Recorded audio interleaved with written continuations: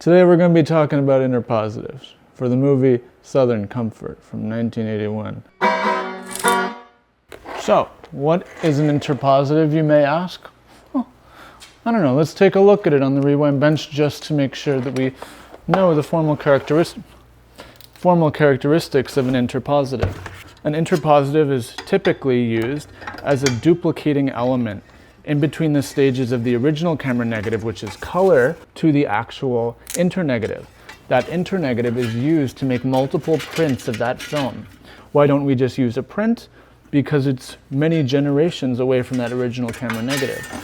This interpositive, which is a preservation interpositive made in 2001, this is actually made to protect the information inherent within the OCN.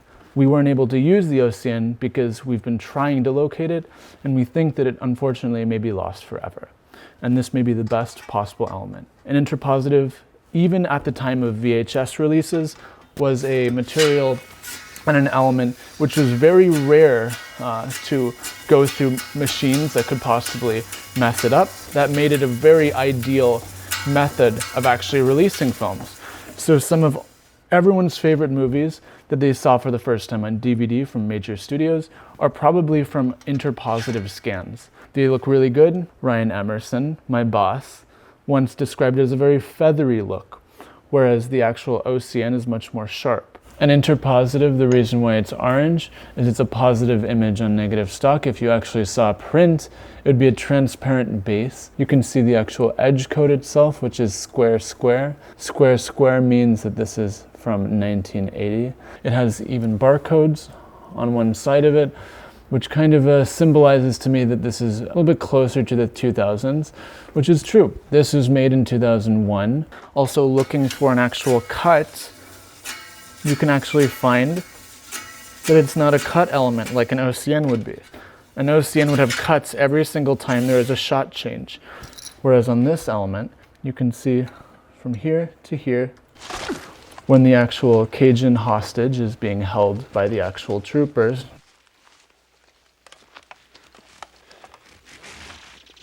If you see here, this is a cut from one scene to the other. You can see what the splice looks like in the original camera negative. As you can also see, Bell and Howell perforations. That's the telltale way of telling whether or not you're dealing, on 35 at least, dealing with an actual element which is made to be projected or an element which is made for the longevity of making more copies. In 2001, it seems like they had a desire to preserve this element onto a better stock. Color transfer from one element to the next, very, very well replicated in negative stock. Much better than making a print out of it. This is why we're using this one. Very good element, and you can pull so much information out that it'll make a really great release. When you're talking about a negative chromogenic negative, what you actually have are these multiple layers, as we already know, cyan, magenta, and yellow. Fuck!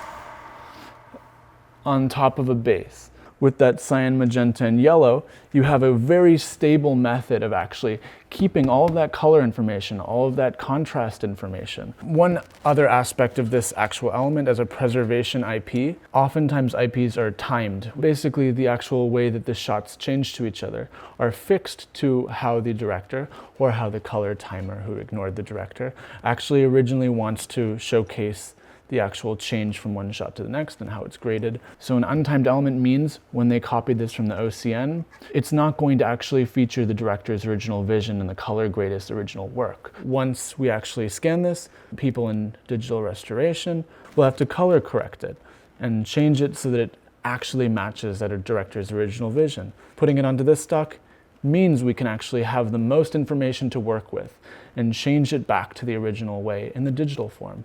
Thank you, Interpositive.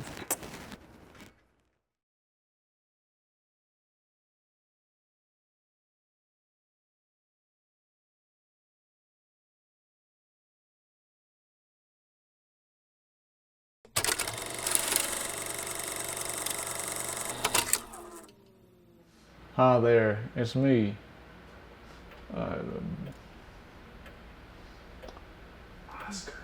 Oscar.